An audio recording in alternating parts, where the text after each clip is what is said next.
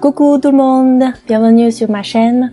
Aujourd'hui, dans cette vidéo, je vais partager avec vous mon expérience de déménagement de la France vers la Suède. Dans un premier temps, je vais présenter un peu ma situation personnelle. Ça fait 8 ans que je vis en France. Je suis d'origine chinoise. Au début, je suis venue en France pour mes études. Après avoir diplômé, j'ai commencé à travailler. Alors cette année, j'ai eu une offre qui vient de la Suède, alors je l'ai pris. Maintenant, j'ai fait mon préavis de 3 mois et il est grand temps pour moi de partir. On habite dans le grand est de la France. La ville où on va, ça s'appelle Gothenburg en anglais et Göteborg en français. Un pote de mon copain nous a conseillé de prendre une ferry à Kiel. Kiel, c'est une ville de port en nord d'Allemagne et c'est une ferry de nuit qui démarre tard dans l'après-midi et qui va arriver à Gothenburg le lendemain matin. Donc il nous reste le trajet entre chez nous jusqu'à Kiel. On a décidé de couper le trajet en deux. On a pris un hôtel au milieu dans une petite ville qui s'appelle Göttingen. Et le trajet total, c'est à peu près 1000 km. Dans un premier temps, on a fait de chez nous à Göttingen une nuit à l'hôtel. Et le deuxième jour de Göttingen à Kiel. Et puis on a pris le bateau.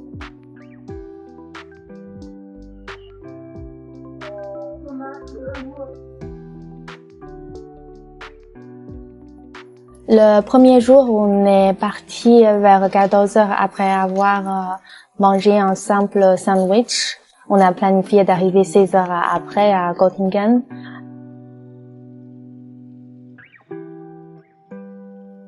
Mais on a eu beaucoup de retard sur la route. Déjà, il y a beaucoup de travaux sur la route avec une limitation de vitesse vers 60-70 km par heure.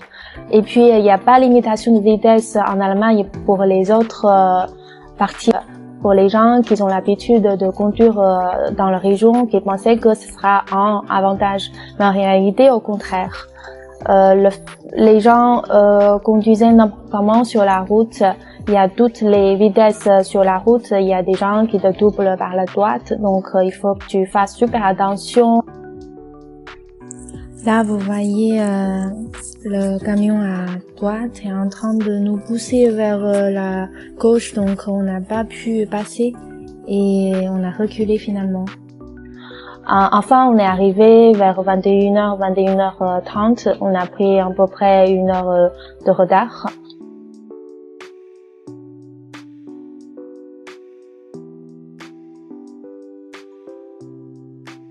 Le deuxième jour, on a eu encore beaucoup de retard à cause des travaux, bouchons, accidents, etc. sur la route. Mais heureusement, on est arrivé vers 16h30 à Kiel. On a mis Stena sur notre destination dans Google Maps. Et quand on est arrivé, l'embarquement avait déjà commencé. On s'est mis sur la queue d'attente pour entrer notre voiture sur leur plateforme. Et puis on est monté en ascenseur pour voir notre cabinet. Après avoir mis notre voiture sur la plateforme et puis vérifié notre cabinet de couchage, on a eu un peu de temps libre.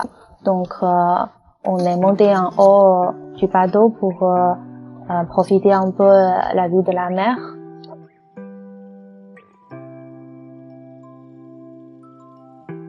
Le temps était agréable et la vue était magnifique.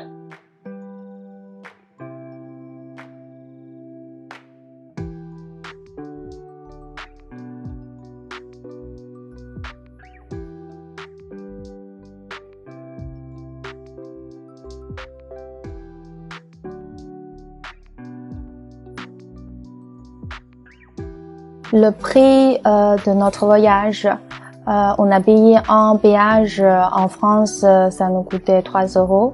L'autoroute en Allemagne, c'était gratuit. Le ferry, on a pris, nous a coûté à peu près entre 300 et 400 € pour nous deux passagères et une voiture Et puis une chambre de 2 places, ça nous a coûté 120 €.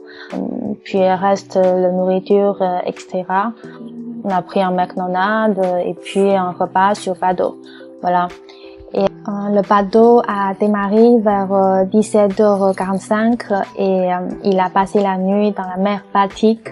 Il arrive le lendemain vers 9h45. Ça, c'est leur horaire en week-end.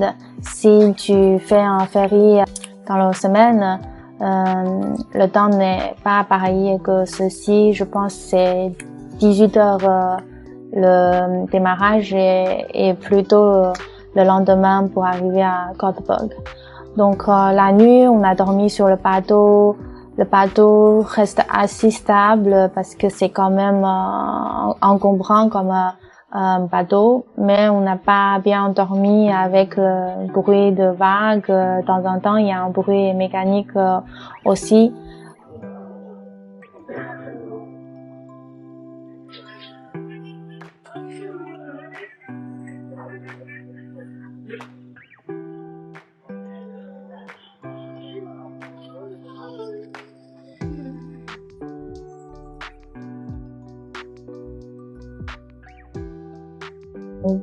Vous arrivez le lendemain sur Göteborg.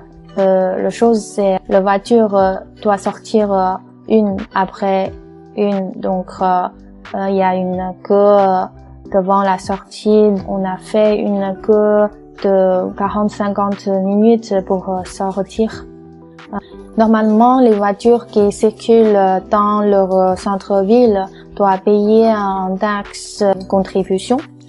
Mais avec notre plaque française, je pense on est entre guillemets exonéré mais tous les plaques locales, ils ont besoin de payer ça. C'est pour ça quand vous tapez dans Google, il vous montre l'option péage.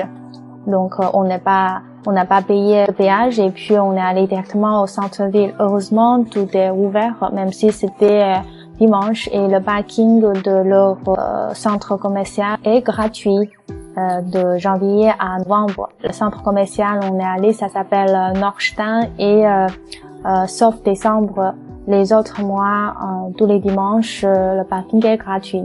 Ça, c'est une bonne nouvelle. Enfin, je vous donne quelques conseils si vous voulez faire le même trajet comme moi pour déménager en Suède, que je vous conseille de prévoir une marge dans la route. C'est-à-dire, si Google vous montrait 10 heures de route, il faut ajouter 2 heures de plus, 20% de plus sur le temps estimé, au cas où vous faites bloquer par les travaux, l'accident, quoi que ce soit sur la route en Allemagne. En fait, la route en Allemagne est assez dense, chargée et ils ont plus habitants par rapport à la France. Donc, ça c'est une chose à faire attention. Et le deuxième point, c'est quand vous arrivez à Göteborg, vous aurez du mal à vous garer parce que tous les parkings sont payants. Payer votre parking, il faut aller sur leur application qui s'appelle Bokering pour payer le parking. Pour faire ça, je vais faire une autre vidéo pour démontrer tous les détails. Voilà, c'est tout pour cet épisode. J'espère que ça vous aidera. Si vous avez des questions, n'hésitez pas à m'aider vos commentaires en bas. Si vous allez faire vos voyages de la France vers la Suède, je vous souhaite bonne chance et à bientôt.